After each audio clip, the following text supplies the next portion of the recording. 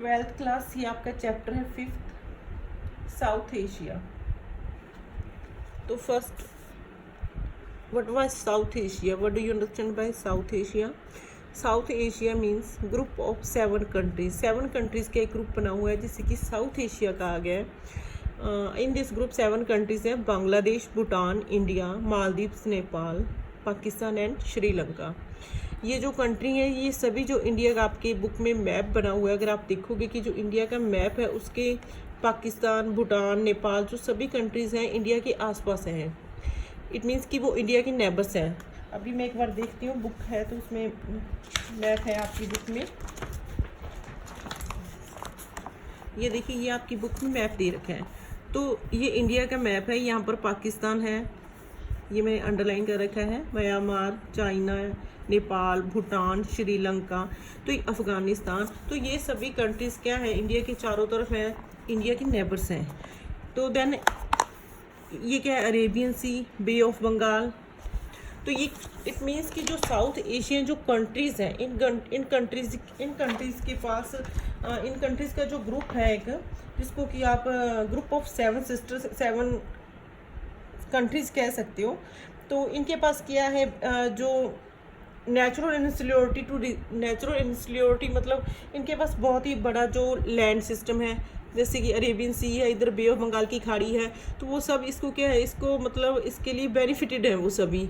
लेकिन but in सभी good points के होते हुए भी जो ये एशिया है, साउथ एशिया है, इसमें डिफरेंसेस क्या हैं? इनमें कुछ बातों के डिफरेंसेस हैं, जैसे कि इन सभी की लैंग्वेज है वो बिल्कुल अलग है, कल्चर एंड सोशल इनमें डाइवर्सिटी है, एंड जो इन कंट्रीज़ में छोटे छोटे कुछ इश्यूज़ हैं, जैसे कि इनकी बाउंड्रीज़ के लेकर इनमें प्रॉब्लम है, जैसे कि नेपाल के साथ बाउंड्री को लेकर प्रॉब्लम है, या पाकिस्तान के साथ इंडिया की बाउंड्रीज़ को लेकर जो टेंशन्स चलती रहती हैं।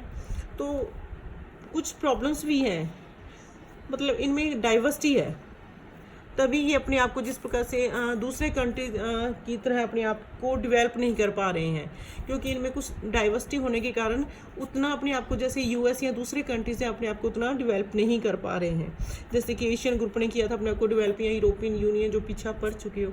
ठीक है, तो आप जहाँ आपने मैप देखा तो वहाँ पर ऊपर अफ़गानिस्तान भी है, नीचे म्यांमार भी है। तो Afghanistan and Myanmar is not included in south Asia. And जो चाइना है, चाइना भी बिल्कुल पास ही है। China is not included in south Asia, because south Asia है जो, अगर आपसे पूछा जा सकता है कि China, Afghanistan, Myanmar is the member of south Asia, तो नो, ये उसके मेंबर नहीं है। साउथ एशिया के मेंबर्स ओनली ये 7 कंट्रीज़ हैं जिनके ऊपर मैंने नेम बताए आपको।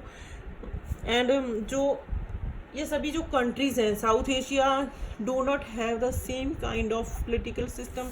इन सभी का जो पोलिटिकल सिस्टम है वो बिल्कुल सेम नहीं है, सब वहाँ पर सभी जगह पोलिटिकल सिस्टम अलग है। जैसे कि इंडिया या श्रीलंका जो भी कंट्रीज़ हैं, इन्होंने इंडिपेंडेंट होने के बाद इंडिया ने डेमोक्रेसी को बड़े ही अच्छे ढंग से इस्टेब्लिश किया, बड़े ही अच्छे ढंग से अडॉप्ट किया। लेकिन जो पाकिस्तान है वहाँ पर डेमोक्रेसी सिस्टम अभी तक भी स्टेबल नहीं है।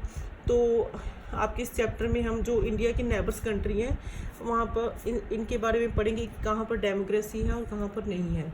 तो इन सभी कंट्रीज़ के बारे में हम रीड करेंगे। तो फर्स्ट जो आपका इसमें है वो है पाकिस्तान।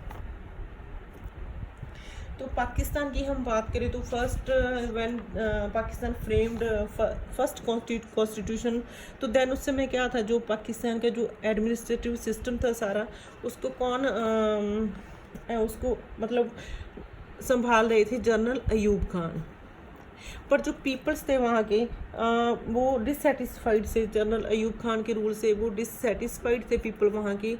तो देन क्या था, वहाँ पर जो जनरल याया खान आए, उन्होंने क्या था, मिलिट्री कंट्रोल कर लिया। एंड उसके बाद जनरल अयूब खान के पास जो वहाँ का एडमिनिस्ट्रेटिव सिस्टम था उसको कौन था, जनरल अयूब खान गवर्न करने लगे। लेकिन इन दिस पीरियड में एक और मेन जो प्रॉब्लम क्रिएट हुई पाकिस्तान के साथ, पाकिस्तान को बांग्लादेश क्राइसिस का सामना करना पड़ा। एंड इन दिस क्राइसिस जो पाकिस्तान था वो 2 पार्ट्स में डिवाइड हो गया था, ईस्ट पाक या वेस्ट पाक। वो आगे आपके चैप्टर में डिटेल में भी है, लेकिन जो यहाँ ईस्ट पाकिस्तान था वो बाद में एक इंडिपेंडेंट कंट्री के रूप में इस्टेब्लिश हुआ, जिसे कि हम बांग्लादेश कहते हैं। ठीक है, ईस्ट पाकिस्तान बाद में इंडिपेंडेंट कंट्री बन गया जो कि बांग्लादेश है।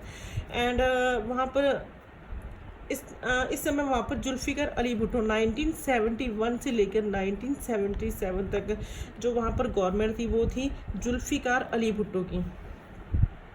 लेकिन जो जनरल जिया उल हक थे उन्होंने 1977 में भुट्टो जो जुल्फ़िकार अली भुट्टो को रिमूव्ड कर दिया। एंड फिर से जो वहाँ पर जनरल जिया उल हक वहाँ रूल में आ गए। तो अब क्या थे, वहाँ पर फिर से मिलिट्री रूल आ गया था। एंड इसके बाद जो पाकिस्तान के जो पीपल्स थे, वहाँ की जो आम पब्लिक थी, उन्होंने प्रोटेस्ट शुरू कर दिया या एक मूवमेंट स्टार्ट कर दी डेमोक्रेसी के लिए, जो कि 1982 से लेकर 1988 तक लगभग 7 ईयर्स तक ये मूवमेंट जो थी वो चली। तो आफ्टर दिस मूवमेंट वहाँ पर डेमोक्रेटिक गवर्नमेंट इस्टेब्लिश हुई in the leadership of Benazir Bhutto in 1988 में। 1988 में बेनजीर भुट्टो की लीडरशिप में वहाँ पर डेमोक्रेसी इस्टेब्लिश हुई। उसके बाद वहाँ पर जो डेमोक्रेसी रूल गवर्नमेंट थी वो स्टेबल चलने लगी। वहाँ पर 2 पार्टी सिस्टम आ गया, जैसे कि हमारे यहाँ पार्टी सिस्टम होता है, कांग्रेस और भाजपा में इलेक्शन हो रहा है, 1 पार्टी रूल, फिर बीजेपी रूल, फिर कांग्रेस रूल। तो वैसे ही वहाँ पर भी डेमोक्रेसी आ गई। वहाँ पर पाक पीपल पार्टी बेनजीर भुट्टो जिनसे रिलेटेड थी and Muslim league party, 2 party establish होगी और बाय इलेक्शन वहाँ पर जो डेमोक्रेसी सेट हो गई।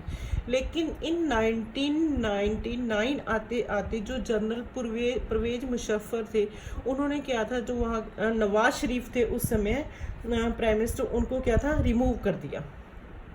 और 2001 में उन्होंने जनरल परवेज मुशर्रफ ने अपने आप को वहाँ पर प्राइम मिनिस्टर अनाउंस कर दिया एटलीस्ट। फिर बाद में 18 फरवरी 2008 में वहाँ पर फिर से इलेक्शंस हेल्ड हुए। एंड लेकिन अभी तक वहाँ पर जो पाकिस्तान की जो पॉलिटिकल सिस्टम है या वहाँ की डेमोक्रेसी सिस्टम है वो स्टेबल नहीं है। इस समय वहाँ पर जो पाकिस्तान में इमरान खान है, जो कि बाय डेमोक्रेसी वहाँ पर इलेक्टेड हुए हैं, बाय इलेक्शंस पब्लिकली इलेक्टेड किए गए हैं। जो उस समय नवाज शरीफ थी वो भी पब्लिकली इलेक्टेड किए गए थे, लेकिन जनरल परवेज मुशर्रफ ने उन्हें रिमूव कर दिया और वहाँ पर फिर से मिलिट्री रूल आ गया। तो ये पाकिस्तान का डेमोक्रेसी इन पाकिस्तान जो आपकी है वो है। और यहाँ पर आपसे एक क्वेश्चन भी पुट किया जाता है, आपकी बुक में आपसे कई बार ये एग्ज़ाम में भी पढ़ा है कि military rule and democracy the 2 sided of a coin in Pakistan. Military rule and democracy the 2 sided of a coin, एक ही कॉइन के 2 पहलू हैं military rule and democracy. Because वहाँ पर फर्स्ट मिलिट्री रूल आता है, फिर डेमोक्रेसी आती है, मिलिट्री रूल आता है, फिर डेमोक्रेसी आती है। यानी कि वहाँ पर ना तो मिलिट्री रूल स्टेबल है यहाँ ना ही डेमोक्रेसी स्टेबल है। तो यहाँ पर हम देखते हैं, एक बार फिर से आप पॉइंट्स रीड कर लें। फर्स्ट, जब पाकिस्तान का कॉन्स्टिट्यूशन फ्रेम्ड हुआ तो जनरल अयूब खान, उस समय वहाँ पर जनरल अयूब खान आए। नेक्स्ट, फिर मिलिट्री जनरल अयूब खान का जो रूल था उनसे वहाँ की जो पॉपुलेशन थी वो डिससेटिस्फाइड थी। देन उसके बाद कौन आया, मिलिट्री कंट्रोल किस फिर आ गया, जनरल याया खान। ठीक है, ये first general Ayub Khan, second general Yahya Khan. उसके बाद जुल्फ़िकार अली भुट्टो, बाय इलेक्शन के वो द्वारा वो सिलेक्ट हुए जुल्फ़िकार अली भुट्टो 1971 से लेकर 77 तक। 1971 वहाँ पर बांग्लादेश क्राइसिस हुआ और फिर भुट्टो की जो जनरल भुट्टो को फिर रिमूव कर फिर जनरल जिया उल हक आए 1977 में। उसके बाद वहाँ पीपल्स ने मूवमेंट चलाई और फिर 1988 में वहाँ पर डेमोक्रेसी आई इन दी बेनजीर भुट्टो की लीडरशिप में। उसके बाद बेनजीर भुट्टो 1988 में वहाँ प्राइम मिनिस्टर थी। तो देन क्या था, वहाँ पर जो डेमोक्रेसी सिस्टम सही चलने लगा था। बट फिर क्या हुआ, 1999 में फिर से जनरल परवेज मुशर्रफ ने नवाज शरीफ को रिमूव कर दिया और अपने आप को क्या अनाउंस कर दिया प्रेसिडेंट 2001 में। तो इस प्रकार से क्या है, मिलिट्री रूल फिर डेमोक्रेसी आ गई, military rule democracy military rule. तो ये पाकिस्तान का जो सारा सिस्टम है ऐसा है। ओके, तो ये आपको ईयर्स याद करने पड़ेंगी। थोड़ा ढंग से ईयर्स को पढ़ लेना, और ये थोड़े नेम टफ हैं, इनको लर्न करना पड़ेगा आपको। तो नेक्स्ट इसके बाद एक जो फैक्टर्स हैं, कहते हैं कि ऐसे कौन से फैक्टर्स रिस्पॉन्सिबल हैं कि पाकिस्तान में जो डेमोक्रेसी है वो स्टेबल नहीं है। क्या रीज़न है कि वहाँ पर जो डेमोक्रेसी स्टेबल नहीं है। तो फर्स्ट हम क्या कह सकते हैं कि वहाँ पर जो social dominance of the military, जो मिलिट्री है उसका जो सोशल डोमिनेंस है वो ज़्यादा है वहाँ के आम पब्लिक पर बिकॉज वहाँ पर मिलिट्री रूल ज़्यादा रहा है। तो लोग वहाँ पर मिलिट्री रूल, डेमोक्रेसी कम होने के कारण मिलिट्री रूल आने के कारण क्या है, मिलिट्री का ही वहाँ पर दबदबा ज़्यादा है। और जहाँ वहाँ पर जो क्लार्जी है, लैंड ओनिंग है या अरिस्टोक्रेसी है, वहाँ पर जो जमींदार सिस्टम है, क्लार्जी मतलब वहाँ पर जो पूजा पाठ करने वाले जो पीपल्स हैं वो सभी क्या है, डेमोक्रेसी को लाइक नहीं करते हैं। उन्हें वो मिलिट्री रूल को ही ज़्यादा, मतलब वो नहीं चाहते कि वहाँ पर डेमोक्रेसी इस्टेब्लिश हो।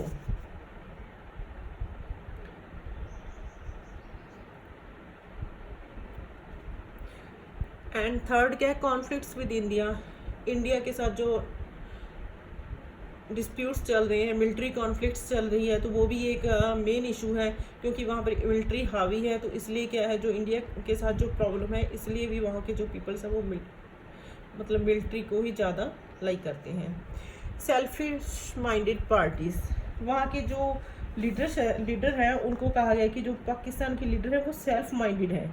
तो इससे क्या है, जो पाकिस्तान का सिक्योरिटी है उसको क्या है, मतलब वो हार्म, नुकसान पहुंचा सकते हैं। तो इस कारण क्या है कि वहाँ की जो डेमोक्रेसी को डिसऑर्डर डेमोक्रेसी कहा जाता है। इसलिए क्या है, जो वो आर्मी है वहाँ पर पीपल्स, वहाँ के लोगों का मतलब जो उन्हें लगता है कि जो आर्मी है वो ही उनके लिए जस्टिफाइड है, आर्मी ही उनके लिए बेटर है। नेक्स्ट है lack of genuine international support. Pakistan को किसी भी इंटरनेशनल लेवल पर किसी प्रकार की कोई भी सपोर्ट नहीं है। जैसे कि यूएस के द्वारा भी उसे कोई सपोर्ट नहीं मिलते हैं, या अनदर वेस्टर्न कंट्रीज़ हैं या वेस्टर्न स्टेट्स हैं, कोई भी उनको ये सपोर्ट नहीं करता है डेमोक्रेसी के लिए। बिकॉज जो पाकिस्तान है वो एक मुस्लिम कंट्री है और उसे एक ग्लोबल इस्लामिक टेररिज्म कंट्री भी कहा जाता है, क्योंकि वहाँ पर टेररिज्म जो हावी है। एंड जो पाकिस्तान है उसके पास न्यूक्लियर्स जो वेपन्स हैं वो भी बहुत अधिक मात्रा में है। तो देन क्या है, जो दूसरे जो वेस्टर्न कंट्रीज़ हैं या दूसरे कंट्रीज़ को लगता है कि जो न्यूक्लियर वेपन्स हैं वो कहीं टेररिज्म ग्रुप्स के हाथों में ना आ जाएं, तो देन जो ये कंट्रीज़ हैं वहाँ पर मतलब डेमोक्रेसी को इसलिए क्या कहें, उसको स्टेबल नहीं मानते हैं या उसको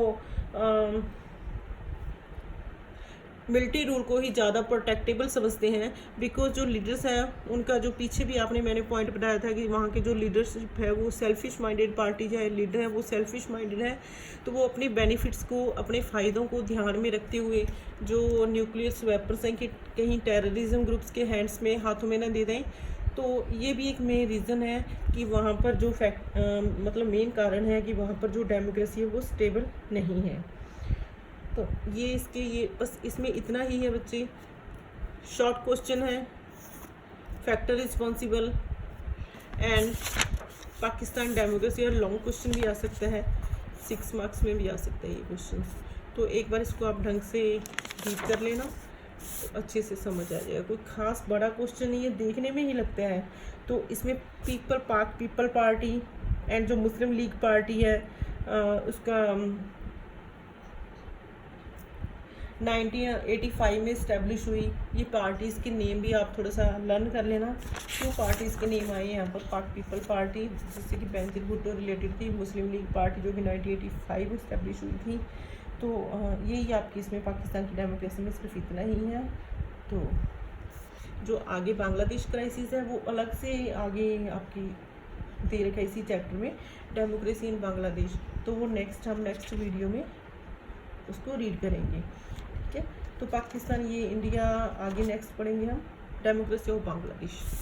ओके, तो आप इसको आपकी NCERT में the military democracy in Pakistan page number 68 and page number 69 दे रखा है। अगर आप इसको एक बार रीड करोगे तो जो मैंने आपको यहाँ पर बताया है वो आपको ईजिली समझ आ जाएगा।